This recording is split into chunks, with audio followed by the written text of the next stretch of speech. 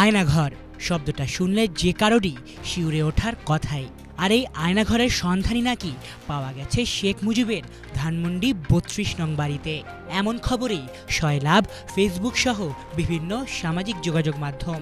বিষয়টি সত্য নাকি গুজব, তাই আজ চেষ্টা করব জানার। দর্শক, এই মুহূর্তে আমি আছি শেখ মুজিবের ধানমন্ডি ৩২-এর বাড়িতে। অনেকেই বলছেন এই বাড়ির অপর পাশে একটি আয়নাঘরের সন্ধান পাওয়া গেছে। দর্শক, আদৌ কি সেটা আয়নাঘর নাকি অন্য কিছু, তাই শুনবো জনসাধারণের কাছে। ধানমন্ডি ৩২-এ কথিত আয়নাঘরের বিষয়টি খতিয়ে দেখতে টিম বাংলাভিশন যায় সেখানে। গিয়েই দেখা মিলল ভুতুড়ে এক আন্ডারগ্রাউন্ডের ভেতরে ঘুটঘুটে অন্ধকার, অনেকাংশই পানির নিচে। আসলে এমন জায়গায় পানি আসলো কোত্থেকে, এই প্রশ্নই সন্দেহের পালে দেয় হাওয়া।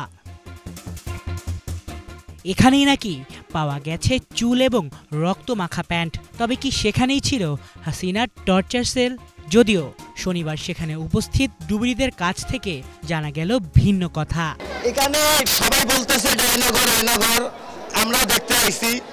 আমরা সাহস করি অনেকজন মিলে নামছি, নামে সাইড আমরা হাইটা বেড়ে দেখলাম এই একাডু পানির মধ্যে এই জায়গাটা আবার লাগছে একটু ডিপ গভীরে। ওখানে আমি নামছি, ওখানে আমার এক বুক পানি, কিন্তু অথচ এখানে 6 ফিট পানি আছে, কাঠ বাঁশ লোহা লক্ষণ এখানে ভরা, আর অন্য কোনো সিঁড়িমিড়ি নাই নিচের মতো যাওয়ার মধ্যে। আমরা এই জিনিসটা চেক দেওয়ার জন্যই নামছি। তারপরে আমি গভীরতা নির্ণয় করার জন্য এটা পরীক্ষা করলাম। এই যে ভাইয়ারা নামছিল না, এনারাও পাইল না। এখানে শুধু আবার নির্মাণাধীন কাঠ বাঁশ এগুলাই আছে। আপাতত মানুষের কোনো দেহ অবশেষ বা ধ্বংসাবশেষ বা এগুলো কিছু দেখতেছি না আমরা। এটা হচ্ছে মূল কথা। এখন মানুষে হয়তো বা কোনো গুজব ছড়াইছে নাকি আমরা সেটা বলতে পারছি না, কিন্তু আমরা সরজমিনে আসে সেগুলো পাই নাই। বেশিরভাগ মানুষ এখনো মনে করছেন ধানমন্ডি ৩২-এর এই জায়গাটাকেই ফ্যাসিস্ট হাসিনা টর্চার সেল তথা আয়নাঘর হিসেবে ব্যবহার করতেন। আয়নাঘর হিসেবে ব্যবহৃত হয়েছে কিনা আসলে আমি শিওর জানি না। ফেসবুক স্ক্রল করতে করতে কয়েকটি ভিডিও দেখেছি, তো এখনো আসলে বলা যাচ্ছে না। গুজবে তো আমাদের কাউকে কান দেওয়া উচিত নয়।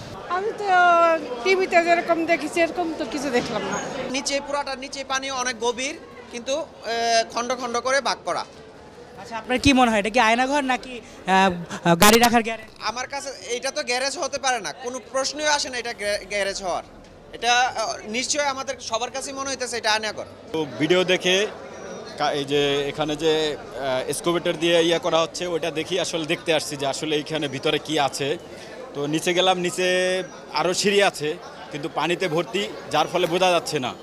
গতকালকে যে ভিডিও দেখেছি তার মাধ্যমে বোঝা যাচ্ছে যে এটা আসলে আয়নাঘর। বলছে যে আয়নাঘর নিচেই সন্ধান পাওয়া গেছে।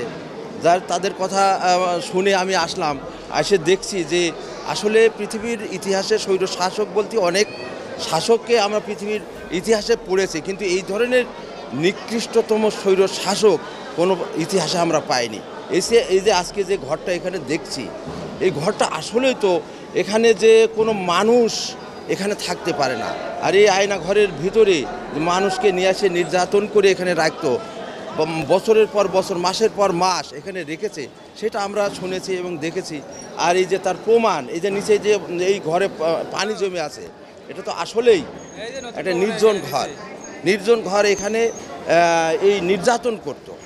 আমার মনে হয় সবাই বলছে, প্রত্যেকটা লোকই বলছে এটা হলো আয়নাঘর। এই আয়নাঘরে নির্যাতন করত, এটা তো আসলেই ন্যাক্কারজনক। গত বছর 5 আগস্ট ফ্যাসিস্ট হাসিনা দেশ থেকে পালানোর পর থেকেই একের পর এক সন্ধান পাওয়া যায় তার বানানো আয়নাঘরের, যেখানে গুম করা মানুষদের অত্যাচার করা হতো হিংস্র হায়নার মতো। আর চলতি বছরের 5ই ফেব্রুয়ারি বিপ্লবী জনতা যখন হাসিনার পিতা শেখ মুজিবের এই বাড়িটি গুড়িয়ে দেয়া শুরু করে, এর একদিন পরই কথিত এই ধানমন্ডি ৩২-এর আয়নাঘরের সন্ধান মেলে। আলিফ চৌধুরী, বাংলাভিশন, ঢাকা।